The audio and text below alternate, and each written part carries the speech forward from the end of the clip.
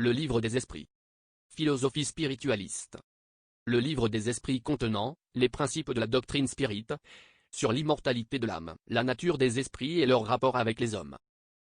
Les lois morales, la veille présentée, la veille future et l'avenir de l'humanité, selon l'enseignement donné par les esprits supérieurs à l'aide de divers médiums, recueillis et mis en ordre par Alan Kardec. Nouvelle édition conforme à la seconde édition originale de 1860, Union spirite française et francophone. Table des matières. Introduction à l'étude de la doctrine spirite, prolégomène. Livre 1er, les causes premières. Chapitre 1er, Dieu. Dieu est l'infini. Preuve de l'existence de Dieu. Attribut de la divinité. Panthéisme. Chapitre 2, éléments généraux de l'univers. Connaissance du principe des choses. Esprit et matière. Propriété de la matière. Espace universel. Chapitre 3, Création, formation des mondes. Formation des êtres vivants. Peuplement de la terre. Adam. Diversité des races humaines. Pluralité des mondes. Considération et concordance biblique touchant la création. 4. Principe vital, être organique et inorganique. La vie et la mort. Intelligence et instinct. Livre 2e, Monde spirit ou des esprits. Chapitre 1er, des esprits, origine et nature des esprits. Monde normal primitif. Forme et ubiquité des esprits. Périsprit. Différents ordres d'esprits. Échelle spirit. 3e ordre, esprit imparfait. Second ordre, bons esprits. Premier ordre, purs esprits. Progression des esprits. Anges et démons. Chapitre 2, Incarnation des esprits, but de l'incarnation. De l'âme. Matérialisme. Chapitre 3, Retour de la vie corporelle à la vie spirituelle, l'âme après la mort. Séparation de l'âme et du corps. Trouble spirit. Chapitre 4, Pluralité des existences, de la réincarnation. Justice de la réincarnation. Incarnation dans les différents mondes. Transmigration progressive. Sort des enfants après la mort. Sexe chez les esprits. Parenté, filiation. Similitude physique et morale. Idée innée. Chapitre 5, Considération sur la pluralité des existences. Chapitre 6, VIE Spirit, esprit errant. Monde transitoire. Perception, sensation et souffrance des esprits. Essai théorique sur la sensation chez les esprits. Choix des épreuves. Relation d'outre-tombe. Rapport sympathique et antipathique des esprits. Moitié éternelle. Souvenir de l'existence corporelle. Commémoration des morts. Funérailles. 7. Retour à la vie corporelle, prélude du retour. Union de l'âme et du corps. Faculté morale et intellectuelle. Influence de l'organisme. Idiotisme, folie. De l'enfance. Sympathie et antipathie terrestre. Oubli du passé. Chapitre 8, Emancipation de l'âme, le sommeil et les rêves. Visite spirit entre personnes vivantes. Transmission occulte de la pensée. Léthargie, catalepsie, morts apparentes. Somnambulisme. Extase. Seconde vue. Résumé théorique du somnambulisme, de l'extase et de la seconde vue.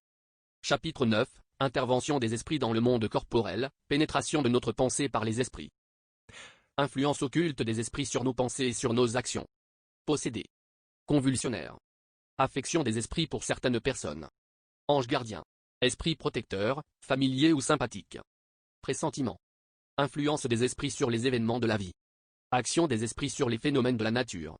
Les esprits pendant les combats. Des pactes. Pouvoir occulte. Talisman. Sorcier. Bénédiction et malédiction. Chapitre 10, Occupation et mission des esprits. Chapitre 11, Les trois rognes, les minéraux et les plantes. Les animaux et l'homme.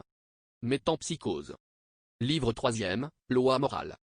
Chapitre 1er, Loi divine ou naturelle, caractère de la loi naturelle.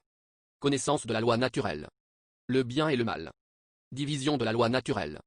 Chapitre 2, Loi d'adoration, but de l'adoration. Adoration extérieure. Vie contemplative. De la prière. Polythéisme. Sacrifice. Chapitre 3, Loi du travail, nécessité du travail. Limite du travail. Repos. Chapitre 4, Loi de reproduction, population du globe. Succession et perfectionnement des races. Obstacle à la reproduction. Mariage et célibat. Polygamie. 5. Loi de conservation, instinct de conservation.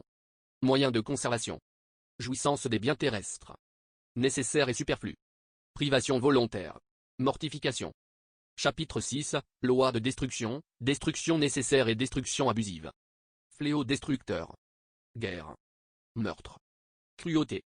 Duel. Peine de mort. Chapitre 7, Loi de société, nécessité de la vie sociale. Vie d'isolement. Vœux de science. Lien de famille. Chapitre 8, Loi du progrès, état de nature. Marche du progrès. Peuple dégénéré. Civilisation. Progrès de la législation humaine. Influence du spiritisme sur le progrès.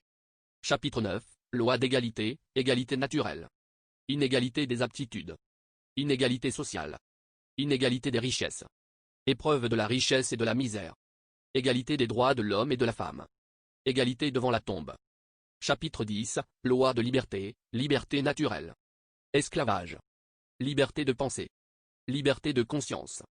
Libre arbitre. Fatalité. Connaissance de l'avenir. Résumé théorique du mobile des actions de l'homme. Chapitre 11, Loi de justice, d'amour et de charité, justice et droit naturel. Droit de propriété. Vol. Charité et amour du prochain. Amour maternel et filial. Chapitre 12, Perfection morale, les vertus et les vices. Des passions. De l'égoïsme. Caractère de l'homme de bien. Connaissance de soi-même. Livre 4e, Espérance et consolation. Chapitre 1er, Peine et jouissance terrestre, bonheur et malheur relatifs. Perte des personnes aimées. Déception. Ingratitude. Affection brisée. Union antipathique. Appréhension de la mort. Dégoût de la vie. Suicide. Chapitre 2, Peine et jouissance future, néant. Vie future. Intuition des peines et jouissances futures.